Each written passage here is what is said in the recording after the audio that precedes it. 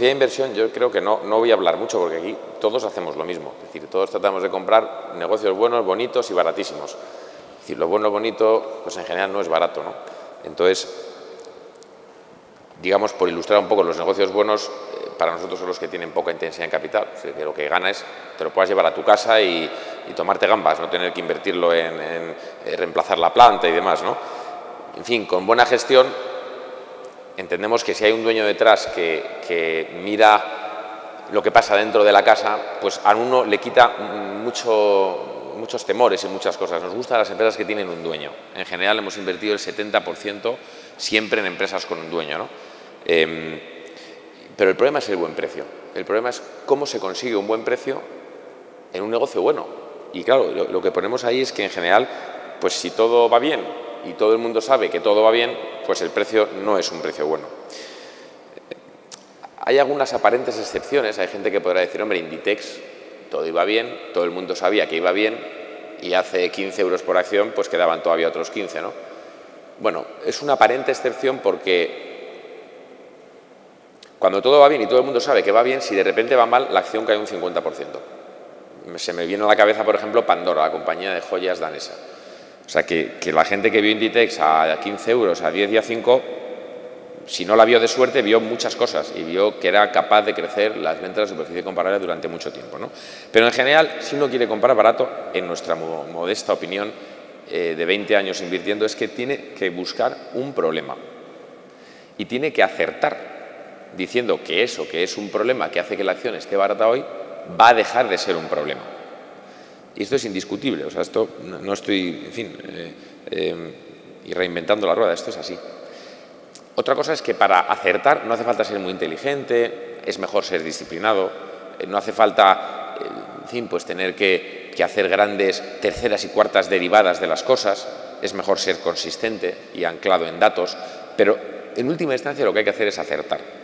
Y a mí, pues siempre que, en fin, tratamos de vender lo que hacemos de alguna manera, ¿no? Digo, bueno, pues si esto va de acertar, donde hay que mirar es en los errores, no en los aciertos. Los aciertos, en fin, ahí están y por eso estamos aquí hablando, ¿no? Todos los que han pasado por aquí es gente que en general ha acertado más que ha fallado.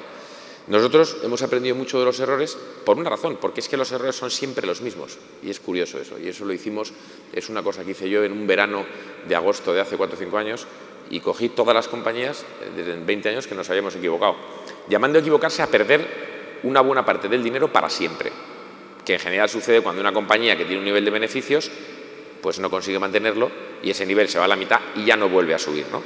Y hemos visto pues que en general 2/3 de los casos son compañías con deuda. Y el patrón básico es que una compañía pues tiene un problema temporal, está barata, pero por la razón que sea tarda en solucionarlo y llega un momento en que los acreedores pues, se hacen con la compañía, básicamente, o tiene que ampliar capital a un precio muy inferior que genera una dilución con la que ya al precio de compra de uno no es posible ganar dinero. Bueno, hombre, la solución más fácil es, pues mire usted, no invierta usted en compañías con deuda nunca y ya está.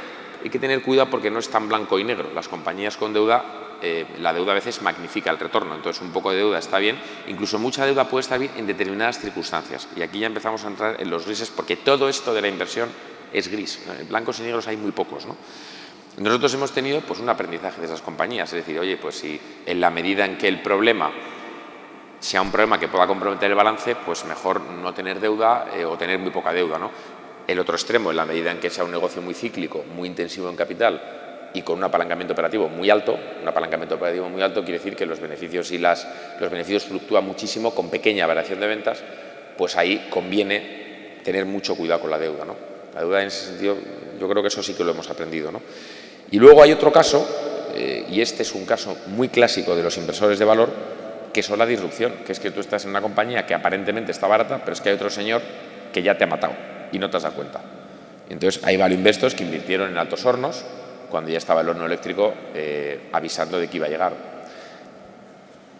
Antes de la llegada del ordenador personal, cuando empezó a llegar el ordenador personal y no se sabía exactamente los costes que iba a tener y demás, las compañías de minicomputadoras estaban muy baratas, pero acabaron muriendo. Nosotros mismos, nuestro mayor error de inversión fue invertir en prensa escrita cuando la prensa digital, ¿verdad? Aquí que son los sponsors hoy, ya iba a matar la prensa escrita. Y hoy quizá pues hay muchas disrupciones hoy o muchas potenciales disrupciones, pero quizás sean las tiendas físicas, pues ahí seguimos yendo al Corte Inglés y seguimos y los department stores siguen cotizando.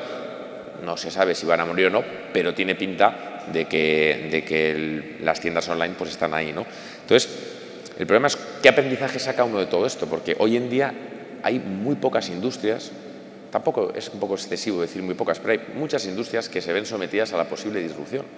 Entonces nosotros establecemos un sistema que es decir, oye, vamos a ver si cuando la disrupción ya está clara, pues ya lo sabe todo el mundo, ahí se pone en 3 etapas, ¿verdad? Cuando ya está clara, cuando es inevitable y cuando ya todo el mundo la acepta. Bueno, en las 3 partes de la derecha se pierde dinero seguro.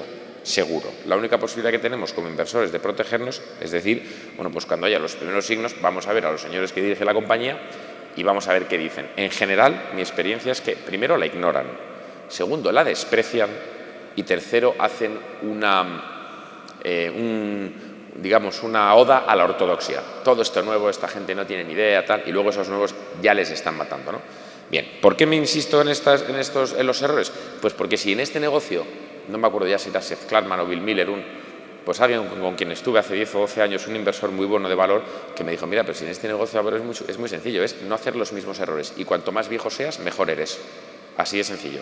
Siempre que, por supuesto, a uno le guste mucho analizar, lo pase fenómeno con esto, porque si no es insoportable. O sea, la gente en general se cae porque hay que leer muchísimo, hay que mirar notas a pie de página, hay que mirar qué ha pasado con una compañía en los últimos 15 años, hay que mirar, antes de invertir, digo, hay que mirar qué compañía ha crecido más y por qué, hay que mirar qué compañía gana más dinero y por qué, hay que mirar qué ejecutivo es el bueno y qué ejecutivo es el menos bueno y por qué, quién es el más honesto y quién no.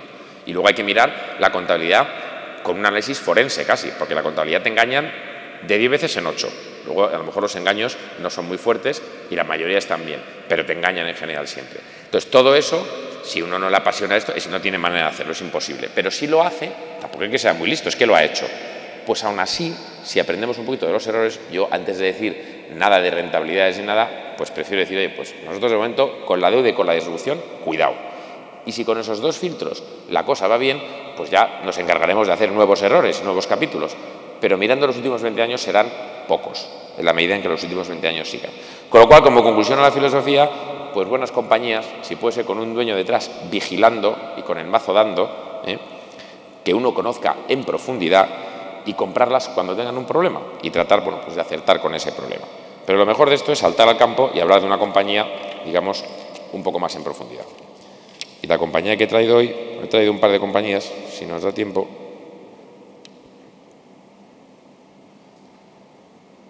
La primera compañía es Grupo México. Bueno, nosotros cuando compramos una compañía intentamos pensar que la bolsa no existe. Compramos la compañía, compramos los activos, compramos las personas y la cotización la miramos una vez al día, por si hay que comprar más o si hay que vender un poquito, pero en general pensamos que no cotiza. ¿Qué estamos comprando cuando compramos Grupo México? Grupo México es un holding que controla un señor muy listo, el señor Larrea Mota Velasco, y el principal activo que tiene este holding es el 90% de una compañía que se llama Southern Copper. Southern Copper es el mejor activo de cobre del mundo.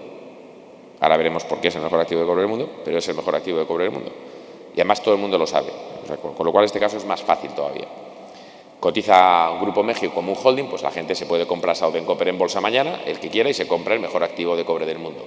Hombre, si te complicas un poco la vida y te vas a la bolsa de México en vez de al New York Stock Exchange, te compras Grupo México, que tiene menos liquidez, que la siguen menos analistas, que es menos cómoda de invertir, vamos a decir, ¿no? ¿Por qué es el mejor activo de cobre del mundo? Pues porque produce más barato que nadie. Entonces, cuando toda la gente está produciendo de media $3.500, Southern Copper produce por debajo de 2.000. Tiene 2 minas en México y 2 minas en Perú. La curva de costes de la minería, se ve ahí, el que está más a la izquierda es el último que muere. Aquí más o menos el mercado de cobre son 22 millones de toneladas y pues si se tienen que ir toneladas de cobre antes de que a Southern Copper le pase algo, porque es el primero. Los que están a la izquierda de Southern Copper no son productores de cobre, son señores que hacen oro, otra cosa, y el cobre es un producto accesorio. Con lo cual, el que menos costes tiene y el que más reservas tiene. Tiene 70 millones de toneladas de reservas, Southern Copper produce de memoria, yo creo, 950.000 toneladas, con lo cual tiene para 70 años de toneladas de cobre. O sea, tenemos a los señores que más barato producen el cobre y que más reservas tienen. Nos podemos preguntar, para qué sirve el cobre y por qué es interesante tener el cobre o no, lo vamos a ver ahora. Pues en una primera valoración dice uno, sin complicarse la vida nada, esto lo hace mi hijo de 12 años, lo hace esto. Que es decir, ¿cuánto vale Southern Copper en bolsa? 28.000 millones. El 90% de 28.000 millones, 25.000. Eso en pesos mexicanos por acción de Grupo México, 64. La acción cotiza 50, pues ya tengo un 30%. Y no me he movido de la silla, no he descubierto nada. He dicho que compro la mejor empresa de cobre del mundo, que todo el mundo sabe que es la mejor empresa de cobre del mundo, porque cotiza más cara que sus comparables, cotiza relativamente cara en la bolsa de Nueva York. Bien, vamos a ver ahora qué tengo gratis. Entonces, tengo gratis pues la mejor red de ferrocarriles de México. Una red que tiene más o menos dos tercios de la cuota de mercado mexicana, tiene concesiones a 50 años. En México las concesiones a 50 años, un pinch of salt, te las pueden quitar, pero en principio ahí está esta compañía haciendo las cosas bien y llevando básicamente productos agrícolas, coches, metales de un sitio a otro, que por encima de 500 kilómetros no hay nadie que lo lleve más barato, concretamente el camión, vamos. Bueno, pues esta compañía genera más o menos 1.000 millones de EBITDA y unos 470 millones de beneficio neto. Bueno, pues esto es gratis, o sea que esto algo valdrá. Luego tiene otros activos de infraestructuras y de autopistas, tiene plataformas que alquilan a Pemex y tiene proyectos mineros. Esta es una división que genera aproximadamente, hago ya un poquito de memoria, pues 400 millones de EBITDA y de unos 200 millones de beneficio neto que también son gratis. Bueno, pues esto de comprar cosas gratis está bien, vamos a sumarlas. Al final decimos, pues si cojo lo que ya sabíamos, que era la cotización de Southern Copper, y me cojo el resto de partes valoradas a como tiene todo el mundo, sin intentar de nuevo hacer ninguna filigrana de valoración. Nosotros en valorar tardamos minuto y medio. Lo que tardamos 98,5 minutos de 100 es en saber qué va a pasar con los flujos de caja de esa compañía, o sea, saber qué competidor le va a matar, saber quién está haciendo una cosa nueva, quién tiene menos costes, quién ha abierto una planta, qué costes. Eso es lo que nos ocupa todo el día, ¿no? Bueno, pues ya vemos que sumando los activos a una valoración muy razonable ya tenemos un 76% de potencial. Aquí podríamos parar, pero es que nosotros creemos encima que Southern Copper no está bien valorada. Y claro, esto ya exige un poco más de remangarse, porque ¿quiénes son ustedes para en la calle Castellana 110 decir que Southern Copper está mal valorada? Bueno, pues es verdad que esa pregunta hay que responderlas, evidentemente, ¿no? Vamos a tratar de hacerlo. El mundo necesita cobre, pero sobre todo lo necesita China. China tiene un stock de cobre acumulado. Este dato no es fácil de encontrarlo, hay que acumularlo a base de muchos datos bottom-up, ¿no? Pero China tiene un stock de cobre de 30 millones de toneladas. En el mundo occidental tenemos 100 millones de toneladas. Más en el mundo occidental no hemos hecho nada de infraestructuras ni nada desde el año 2007. O sea que va a haber una demanda de cobre fuerte, seguro. Y déficits, antes de 2 años, cuando hace 1 año y medio estábamos invirtiendo en cobre y era más difícil de defender porque nuestro fondo iba cayendo un 20%, dábamos estos datos. Ahora los voy a volver a dar. Pero en su momento no se veían déficits de cobre en 2 o 3 años. Nosotros tampoco los veíamos, pero nos valía que hubiera un déficit en 3 años. Ahora ya parece que va a haber déficit antes. Pero va a haber un déficit de cobre seguro. ¿Y quién va a hacer la tonelada de cobre que falte? Pues tendrá que hacerla un señor, y aquí con nuestras herramientas que nos dan Ludwig von Mises y la Escuela Austríaca de Economía, decimos, pues la va a hacer un señor que se gane un 10%. Si no, no la hace. A lo mejor el señor no la hace si no se gana un 15%. Pero ¿cuánto tiene que estar el cobre para que un señor que va a hacer la tonelada de cobre que falta se gane un 10%? Pues tiene que estar el cobre a 6.200, un productor medio que produzca 3.500 más o menos de coste. Dice, bueno, pues la intensidad en capital de ese proyecto sería $18.000 por tonelada. Hombre, justo el precio al que Antofagasta compró los activos de Zaldívar. Con lo cual, al final, la conclusión es que el cobre hay que valorarlo con 6.200, que es el precio al que un señor osará hacer una tonelada de cobre para ganarse un 10%. Con ese precio Southern Copper vale mucho más, vale 7-8 mil millones más. Con esa valoración de Southern Copper ya Grupo México vale 110 por acción. Ya estamos hablando de un potencial simpático del 120%. Pero es que yo sigo pensando que 6.200 no van a ser suficientes. Esto ya lo digo, aquí ya nosotros sobre esto ya no actuamos. Actuamos sobre lo que he dicho hasta ahora. Pero yo pienso que la ley del mineral, que son más o menos 0,4, 0,5, en el caso de Southern Copper son 0,6, cuanto más profundo bajas, menos es. Los costes, cuanto más bajas, la roca es más dura y más difícil de romper, cuesta más. Los reguladores no te van a dejar de pedir arneses, protección, seguridad, eso no va a ir más que a más. Y luego hay otro aspecto y es que falta agua. Entonces es difícil hacer un proyecto minero en determinadas zonas si no haces una planta desalinizadora, otro coste más. Con lo cual, esos $18.000 por tonelada de coste medio de un proyecto que al 10% necesita 6.200 de cobre, yo no descarto ver 7.000, 7.500, en cuyo caso hay que sumar otro 100% a eso. Con lo cual, esto es un ejemplo de compañía en la que nosotros pensamos que cara ganas bastante y cruz pues no pierdes demasiado. Pero vamos a hacer el check con los últimos errores que hemos cometido. Disrupción. Bueno, pues el cobre, cuando uno analiza la disrupción, tiene que analizar si el tendido eléctrico chino va a ser de aluminio o de cobre. Hay que hacer ese análisis, claro. Entonces, ese análisis nos dice que el cobre, que el consumo va a ir a más, sin contar con el coche eléctrico que tiene, no sé si ya 5 o 7 veces más de cobre que un coche normal, ¿no? Bueno, parece que disrupción en el cobre no hay. El cobre puede ser disruptor de otros metales. La deuda de Southern Copper es razonable. Southern Copper tiene, yo creo de memoria, tiene 4.000 millones de deuda. Tiene activos que valen mucho más, y el Grupo México tiene los 4.000 de Southern Copper que consolida y otros 3.000. O sea que la deuda pues está por la zona de 2 veces deuda vida, muy razonable.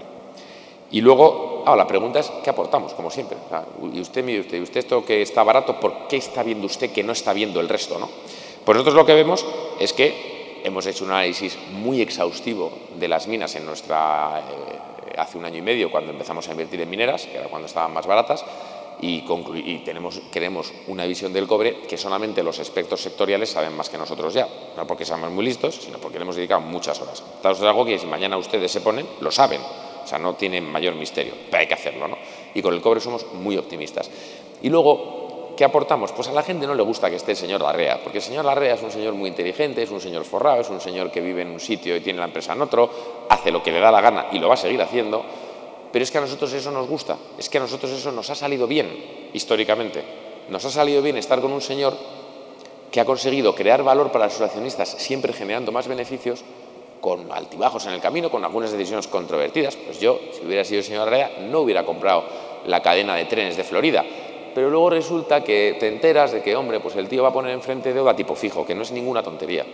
En un entorno de inflación me compro esto con papelitos, le pongo deuda tipo fijo y yo subo los precios de los trenes y de las mercancías y del transporte. O sea que es un señor muy inteligente, pero para la gente constato que es un problema trasladar con analistas. Hombre, es que estás en manos del señor Larrea. Joder, pues estoy maravillosamente en manos del señor Larrea.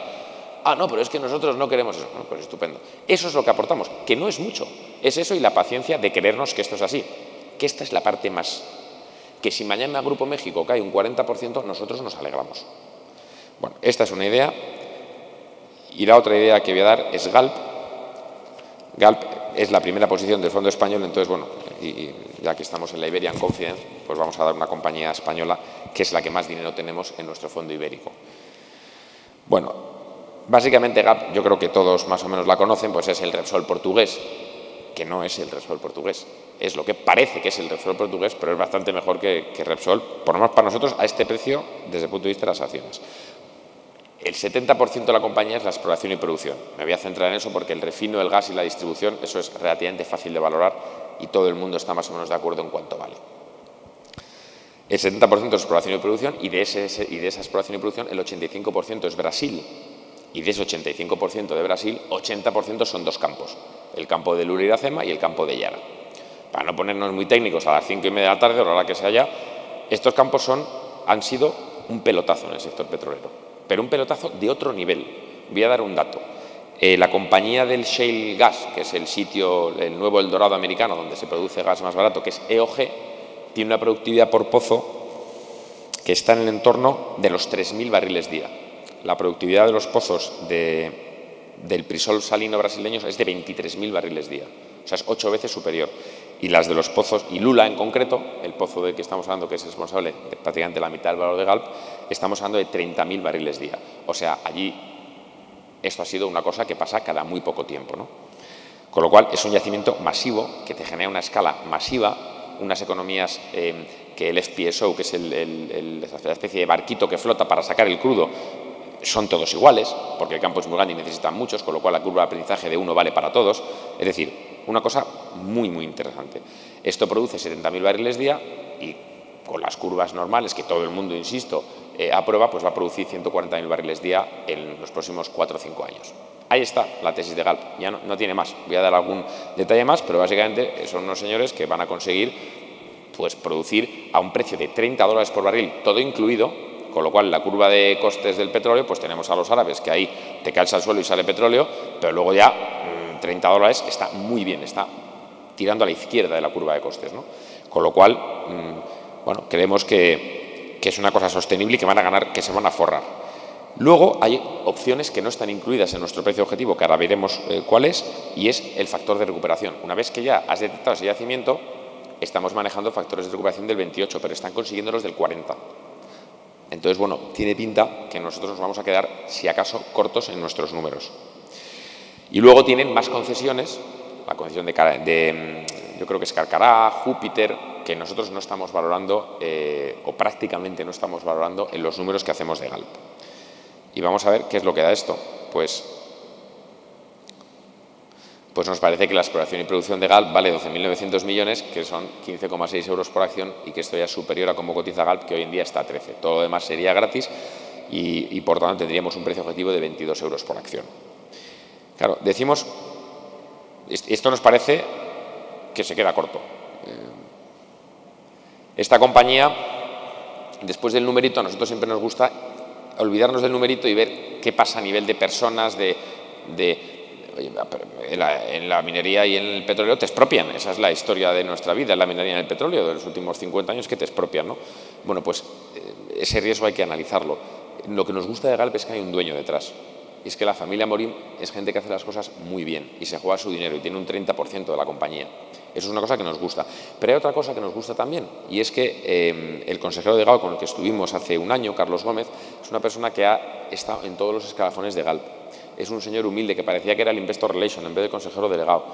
Y este señor es consciente de que su salvoconducto, su seguro de vida, no son pozos masivos. Eso es lo que le puede matar, porque el gobierno brasileño los quiera para él.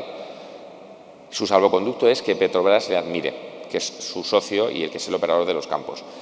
Y eso es lo que nos gusta a nosotros, que Carlos Gómez ha conseguido que Galp sea una empresa a la que se le pide consejo, a la que se le hace caso, sin ser operador. Normalmente el que no es operador del campo no pinta nada, pone el dinero cuándo y dónde le dice el operador. Aquí han conseguido, en vez de tratar de que se ejecuten los contratos y decir yo aquí tengo derecho a revisar antes de qué tal, de ser los listos, de ser los buenos, de llevar tecnología, de mejorarles, de enseñarles a hacer las cosas mejor. Eso me parece que hace que sea difícil que se rompa esa armonía, porque al final cuando tienes un capo tan gordo lo que te da miedo es que te lo quite el gobierno, ¿no?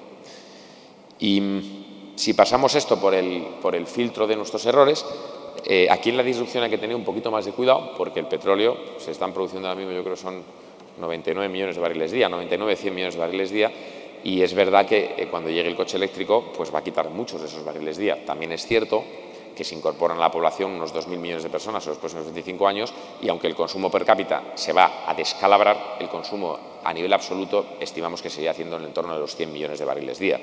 Con lo cual la disrupción, bueno, hay que tenerla en cuenta y si el coche eléctrico llega antes y demás, hay que seguirlo, ¿no? Lo que pasa es que nos parece que Galp será de los últimos en morir, ¿no? Porque de los 100 millones de barriles día, pues probablemente, ahora ya hablo aquí ya un poco más de memoria, pero más de 50 o más de 40 están con costes muy superiores a los de Galp, con lo cual los primeros 40 millones que se destruyeran pues no serían los de Galp, ¿no? La deuda de Galp es razonable, Galp tiene 1.500 millones de deuda aproximadamente, o sea que es una deuda que es una vez el EBITDA y de nuevo aquí pues ¿qué aportamos, no? Pues, bueno, pues lo que aportamos es que el ruido de Brasil, aunque nos preocupa, que cada vez que pasan cosas allí pues lo miramos con recelo y nos preocupa, nos parece que ahora mismo el ruido de Brasil es asumible, porque Brasil está sacando licitaciones. Hubo un dato muy interesante y es que a Statoil una corte, no me acuerdo si una corte local o del Estado en cuestión, le quería quitar, le quería expropiar y el Estado brasileño se encargó de que no le expropiara porque si no, no iba a tener manera de colocar todas las licitaciones futuras que quería colocar. Eso por un lado. Y luego por otro lado empieza a haber un cierto impulso liberalizador donde ya en Brasil se está exigiendo un poquito menos de contenido local. Antes en Brasil si querías hacer un trabajo tenías que hacerlo con brasileños, si no, no lo podías hacer, ¿no? Eso parece que se está relajando. Como conclusión, pues otra compañía barata por razones que se pueden asumir, gestionada por un dueño y con una situación de deuda razonable. Yo lo dejaría aquí y ya las preguntas que quieran ustedes hacer, o de la audiencia o de... Nos sentamos. Muy bien.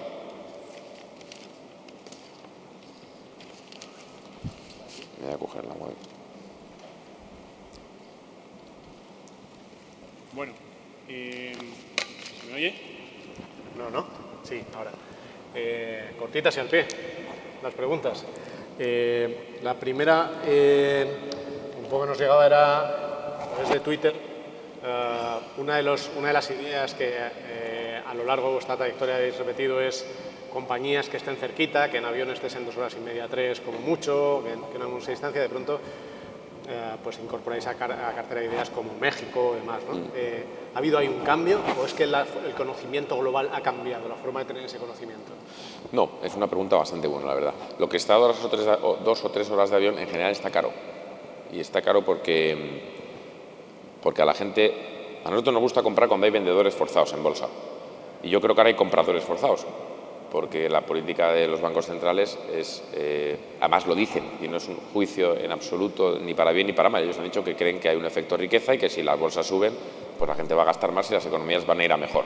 Buena suerte, por un lado, pero lo que es evidente es que hay compradores forzados de bolsa y en Europa las valoraciones no nos parece que sean muy atractivas. La minería nos parece que es muy atractiva.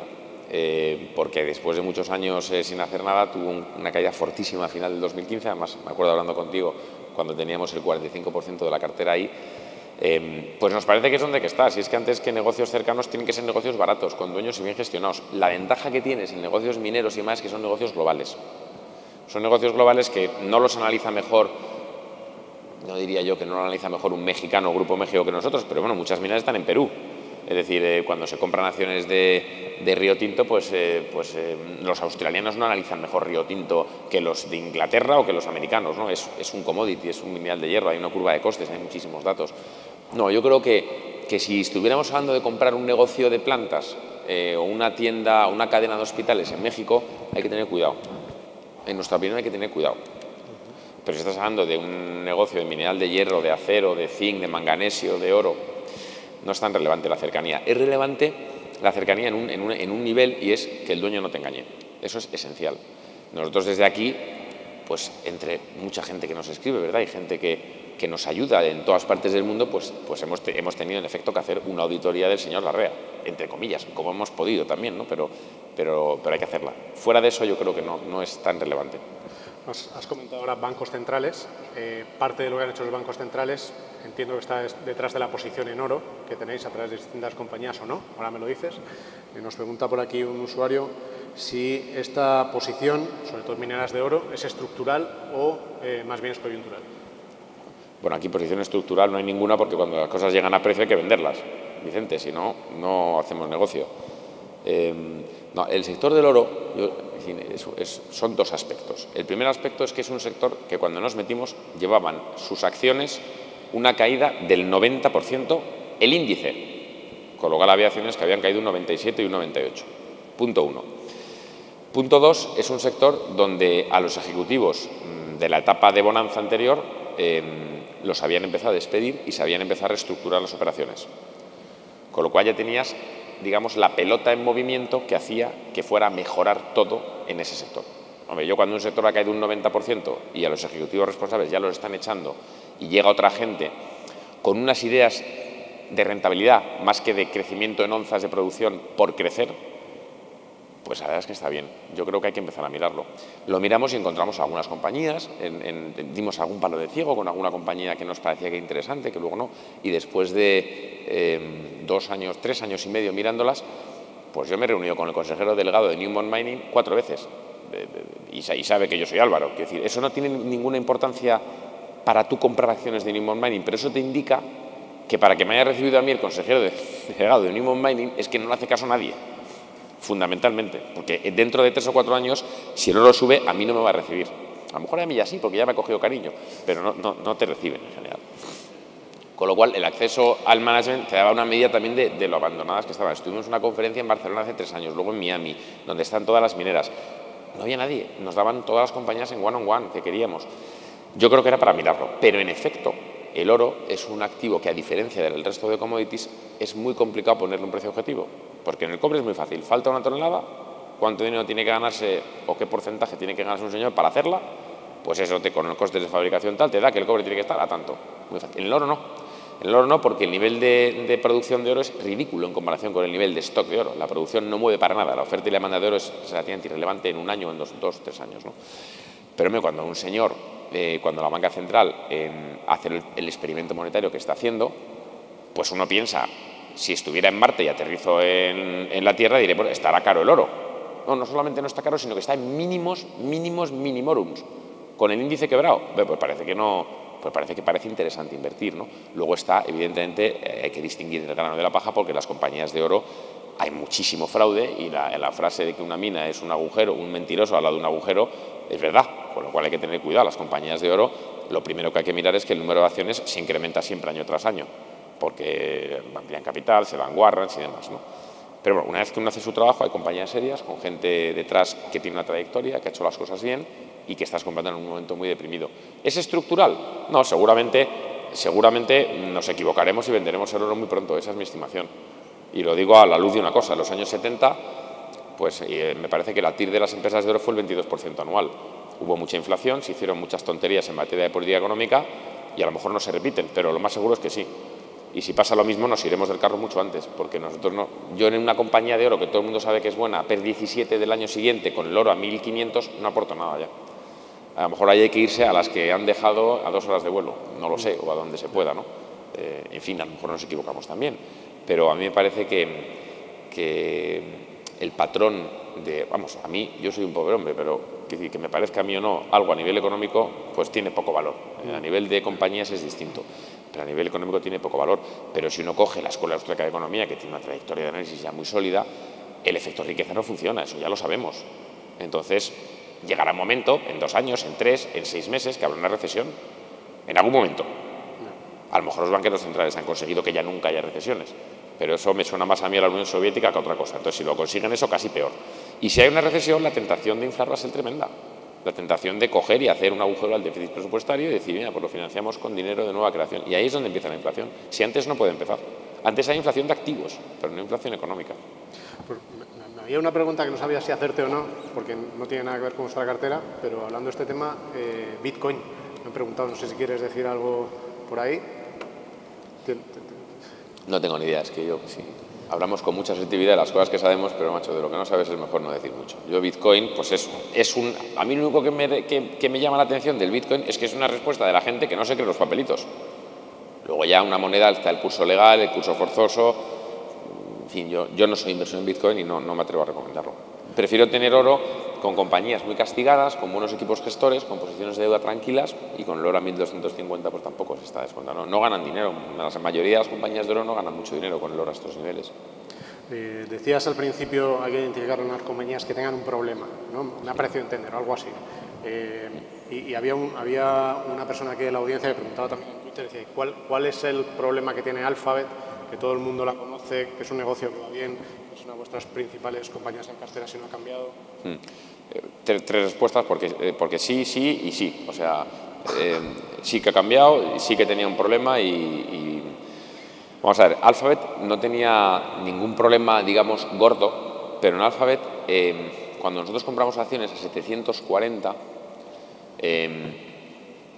había 3 cosas fundamentalmente que el mercado no le gustaban y que nosotros podíamos asumir. La primera era que en la compañía los dueños hacen lo que les da la gana. Un poco lo que he explicado antes con el señor Germán Larrea. Pues los dueños que hagan lo que quieran a nosotros nos parece bien. Y los analistas les decían, mire ustedes que usted tiene una división que se llama Other Bets, en la que pierde usted 3.500 millones. ¿Podrían, por favor, parar de perder este dinero? Bueno, pues eso yo entiendo que a la gente le moleste, pero estos son señores que han comprado YouTube. Pues también te hablo de memoria, pero yo creo que pagaron por YouTube 1.600 millones y la duda ahora mismo es si YouTube vale 150.000 o 300.000. O sea, bueno, a mí por lo menos me han ganado en rentabilidad en los últimos 20 años. Y luego compraron Android, que yo creo que pagaron 80, 200 millones y Android vale 40, 50.000 ahora mismo. A mí que haya 3.500 millones de pérdidas no me preocupa, con lo cual, ¿yo qué hago? Se lo sumo al beneficio. O sea, ya no está per 30, ya está a menos, porque le sumo esos 3.500 millones. Y además digo, coño, a lo mejor vale algo.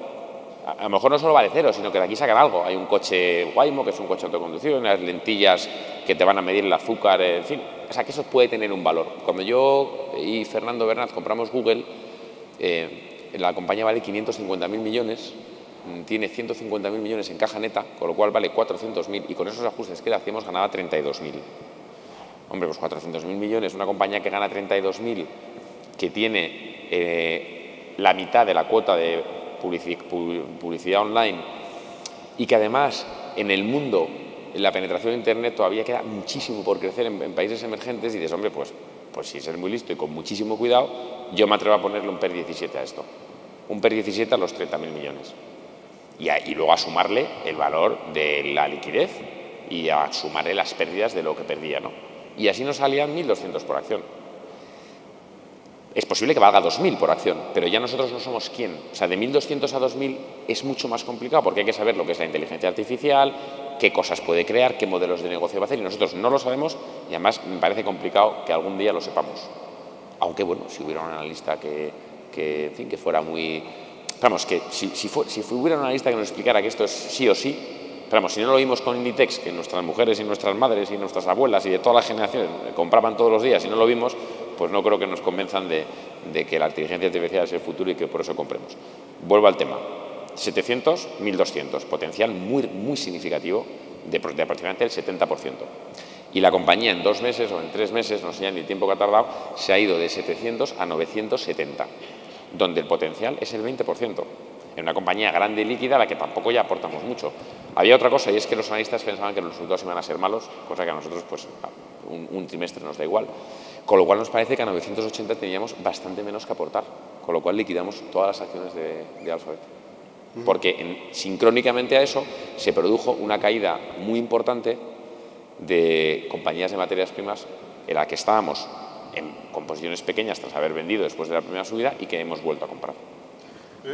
No sé si eres consciente, pero un poco el cliente o lo que yo veo y leo no tiene esas compañías de Internet como compañías potenciales vuestras, vamos a decir así. O sea, siempre ha visto la compañía más industrial, un poco en el mensaje de cuesta entender los nuevos modelos de negocio. Pero claro, tenéis varias compañías de ese tipo en cartera. ¿Esto ha cambiado? ¿Es que directamente...? No ha cambiado. Hemos tenido Wolters Kluwer, que es una compañía, para mí una compañía de tecnología, y para mí Deutsche Börse es una compañía de tecnología. Lo que pasa es que a lo mejor pues pusimos etiquetas. No, Amazon no se puede entender porque es tecnológica. Google no se puede entender. Luego de repente lo cogemos y decimos, anda, pero si Google lo que hace es publicidad online. Quiero decirme que tampoco es tan complicado. No quiero decir que sea fácil saber dentro de 10 años dónde va a estar Google. Pero si la compras a PER 11, 12, pues no parece que sea... en un momento donde hay escasez de ideas, por las razones correctas, con muchísima liquidez y con un dueño, me parece que hay una ventaja. Nosotros tenemos que ser prácticos y no dogmáticos. Dogmáticos es todo es blanco, todo es negro. Pues yo me arrepiento de no haber analizado Amazon, sinceramente. Me arrepiento porque Amazon, pues como en la etapa anterior estábamos gestionando 11.000 millones de euros, y yo te aseguro que la vida cuando gestionas 11.000 millones de euros es muy complicada porque tienes que mirar muchísimas empresas con muchísima competencia y muchas veces no sacas la cabeza del cuaderno, ¿no? Ni la levantas un poco. Amazon, pues era expuesto, es muy fácil, ¿no? Pero el comercio online parecía que iba a crecer, Amazon era el líder y estaba muy poco penetrado. Bueno, tampoco gana mucho dinero, o sea que tampoco quiero decir que sea una... Pero que en la cartera nuestra, cosas que sean un pelín distintas, ha habido esta operación de Alphabet, que a mí me hubiera encantado que hubiera seguido cayendo y hubiera comprado más, pero que también hay que saber en qué punto tiene que parar el gurú y empezar la persona humilde y decir, a 1.000 euros por acción, a mí, lo siento, pero no se me ha perdido nada aquí. Y yo lo reconozco y no me cuesta nada reconocerlo, vamos. Otra compañía que puede ser un poco rara es de acciones de Metrobank, que es un banco, digamos, tecnológico. Bueno, Metrobank, lo que hemos aprendido de la disrupción es que a los bancos pues les sobran sucursales y que hacen las cosas mal y que las hacen despacio y que hay mucha burocracia. Y de repente llega un señor que monta un banco donde en 24 horas abres una cuenta corriente y sales con tarjeta de crédito y tu chequera por la puerta, y que funciona como un negocio de retail. Al final la sucursal pierde dinero hasta que se va llenando y entra en rentabilidad. Pues compramos acciones de Metrobank, pues nos parecía que estamos comprando acciones del retailer correcto, no de una banca online. Y compramos acciones a PER 18, 19, doblaron o subieron un 80% en un año y las vendimos. ¿Por qué? Probablemente mal vendidas, probablemente Metrobank siga invadiendo y cogiendo cuota en Inglaterra porque la cuota es muy pequeña, pero ya no es nuestro negocio. Ya hay que ser mucho más listo para o vivir allí o no lo sé. ¿no? Y la otra inversión que es un poco distinta son las acciones de TripAdvisor, que es una compañía que es complicada de entender, que es complicada de analizar, pero que para empezar ahora es una compañía que vale 4.500 millones, tiene 1.500 de caja neta, con lo cual vale 3.000 millones, ha caído de 100 a 36 y creemos que tiene algo induplicable. Y nos podemos equivocar, porque esta sí que está un poco más en la frontera, ¿no? Nos parece que tiene un dueño que nos gusta, Y entonces nos parece que hay una serie de gastos metidos en la compañía para conseguir convertirse en una agencia de viajes online, y que esos gastos están pesando y no está el beneficio de poder llegar a ser una agencia de viajes online. Solamente digo que TripAdvisor vale 5.000 millones y Priceline vale 90.000. O sea, si mañana Priceline... Bueno, hay una cosa más interesante. Si Priceline lo que le paga a TripAdvisor por el metasearch lo capitalizas, te permite comprar TripAdvisor entero, dar una prima del 30% y además quedarte con un negocio de restaurantes y de atracciones. ¿Eso es value investing? Corsés. Yo es que blanco-negro, Vicente, ya me he caído del guindo. No hay blancos y negros. Lo que hay que hacer es ser humilde, ir a tu cosa, respetar, por supuesto, todo, pero también seguir aprendiendo, ¿no? Y a lo mejor TripAdvisor, estamos en esta mesa y es un error el año que viene, ¿no? O sea que... Bueno, ya para acabar la última, que también es un poco la más cómoda, hay un inversor que pregunta también la evolución de estos últimos meses del fondo. No sé si se oye. ¿No se está oyendo? Bueno, la evolución de los meses del fondo, si hay algún factor que explique que haya tenido una peor evolución que en los meses anteriores que habéis tenido. Sí, la pregunta la digo en alto, que si la evolución peor del fondo de los últimos meses tiene alguna explicación. Bueno, yo no sé, a mí me parece que esto hay que medirlo en años, no en meses, ¿no? Es decir, yo no tenía la explicación de por qué en enero del 2016 nuestro fondo, que salió en noviembre del 15, iba cayendo un 25%. Pero que tampoco tengo la explicación de por qué 4 meses más tarde había subido un 50% desde mínimos. Los activos son los mismos, las personas son las mismas. Yo lo que te puedo decir es lo que ha pasado. Lo que ha pasado es que una parte del fondo ha subido mucho y hemos vendido, y otra parte del fondo, lo relacionado con las materias primas, más la vieja economía, no sé si llamarlo vieja economía, ha caído, y lo que hemos hecho es comprar más, muchas más. Para nosotros lo que ha pasado en estos 6 meses es que el precio objetivo del fondo ha subido significativamente, y de hecho hace una semana, hace que los últimos 15 días, tanto Fernando Bernat como yo hemos hecho aportaciones significativas a los fondos. Pero claro, es que nosotros no estamos en el negocio de los 6 meses, ¿no? O sea, yo estoy en el negocio de los 3, 4, 5 años, ¿no? No te puedo decir, pero como tampoco te puedo decir por qué cayó un 20 en principios del 16, ni por qué subió un 50 en 5 meses. Es que no... Largo plazo, no tanto. Muy bien, pues muchas gracias, Álvaro, por esta mesa. Pues muchísimas.